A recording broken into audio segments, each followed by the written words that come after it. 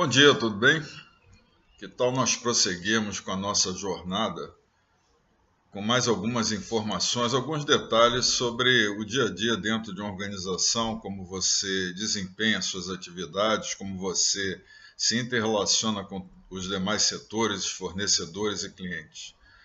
Só para relembrar a nossa trilha, o que nós temos que fazer dentro de uma organização é bem definido dentro de um papel funcional para o qual nós fomos contratados e somos remunerados. Quanto mais objetivos e próximos dessas funções e dessas atividades, menos recursos estamos desperdiçando e ajudando a organização a se tornar sempre mais produtiva, eficiente e consolidando sua posição no mercado. Então, para relembrar o que nós temos a fazer numa organização, ela cumpre um objetivo, nós utilizamos os recursos, temos que estar dentro do tempo estabelecido. Já conversamos sobre as circunstâncias em que temos a influência do consumidor, do cliente, as limitações e capacidades dos setores internos, as peculiaridades do ambiente externo, onde sofremos a interferência dos fatores estruturais e conjunturais. Hoje nós vamos falar sobre o conhecimento, alguns detalhes apenas sobre o conhecimento. Então, só para nos situarmos, deixa eu falar de maneira bem simples como se gera o conhecimento. Nós temos o dado, uma evolução do dado à informação e uma usabilidade, agregando-se valor a essa informação, nós geramos um conhecimento. Então, vou dar um exemplo. O dado ele é uma chuva, está chovendo. Isso é um dado simples, nada mais. Agora, está chovendo às 4h30, próximo da hora do rush, numa cidade que tem habitualmente congestionamento. Então, isso já passa a ser uma informação. A chuva, agregando-se mais detalhes a esse fenômeno chuva, um horário, uma proximidade de uma hora de congestionamento, então já temos aí uma informação.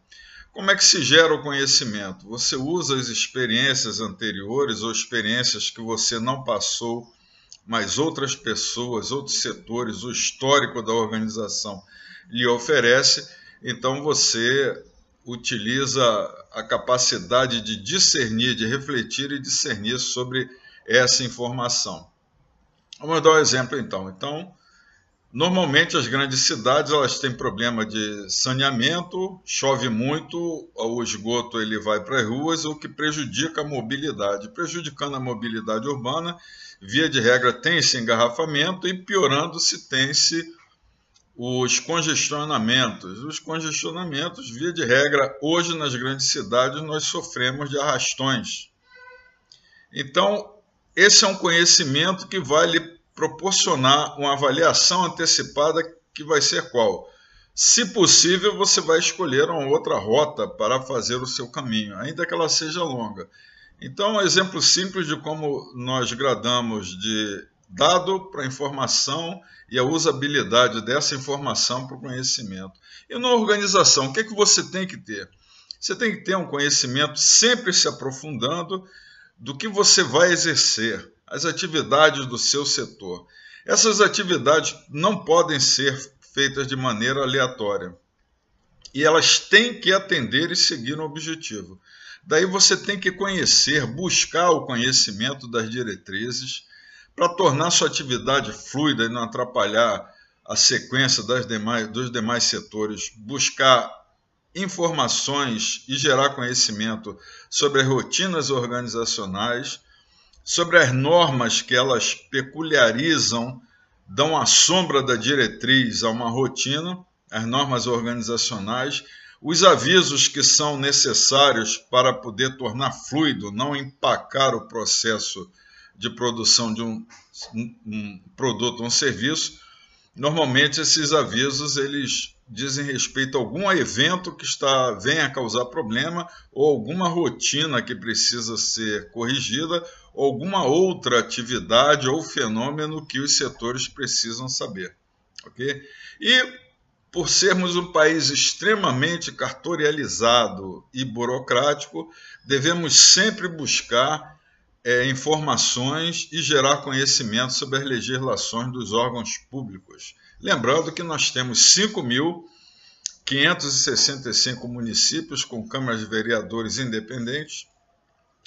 Nós temos 26 estados que também legislam e interferem na nossa atividade, que também tem 26 assembleias legislativas diferentes, além da União, que tem câmaras de deputados, um Senado e o Poder Executivo e Legislativo, que produzem, num volume enorme, pequenas variações, modificações de leis, enfim. Conhecimento do microambiente, mais afeto às questões da inter-relação entre os setores. Quais são as dinâmicas, as articulações? Lembrando que a articulação é o que você levanta, considera, que você reflete sobre uma capacidade ou dificuldade que um setor tem de prosseguir na produção do produto ou serviço. E também das peculiaridades, as necessidades, as demandas dos clientes e dos fornecedores. Devemos também gerar conhecimento, ler muito, se antecipar, buscar informações para poder lidar com as informações que os fatores estruturais do macroambiente eles venham a incidir e interferir no nosso desempenho, no desempenho do nosso setor e demais setores. E também na capacidade dos fornecedores de nos darem os insumos e os itens componentes do produto ou serviço e do cliente de ter a capacidade de escolha, a capacidade de buscar recursos para poder adquirir o nosso produto ou serviço. E agora vamos falar também do conhecimento dos fatores conjunturais, né? Da mesma forma, a legislação, os avisos, alguma coisa que venha de um órgão externo, a nova demanda do cliente, alguns problemas dos fornecedores, problemas de ameaça de se entrar na justiça, ou ameaça de distrato, ou um banco que venha negociar algum tipo de variação nos fatores que compõem o crédito dos recursos disponíveis. A capacidade de acesso ao crédito dos clientes é de fundamental importância que a organização ela considere, ela conheça e considere. E também a capacidade de acesso ao crédito por parte dos fornecedores e da nossa organização, que nem sempre é tão fluido. Então, nós temos aí os bancos de fomentos, temos o BNDES, que via de regra tem uma fila muito grande para expressiva quantidade de organizações que buscam esse crédito. Então, é importante que nós, funcionários, ainda que sejamos no nível de mera execução, o que nos diferencia dentro de uma atividade da organização é essa capacidade intrínseca que compõe o perfil empreendedor, ou seja, a base para se ser um funcionário, uma força de trabalho empreendedora, ela está na informação e no conhecimento.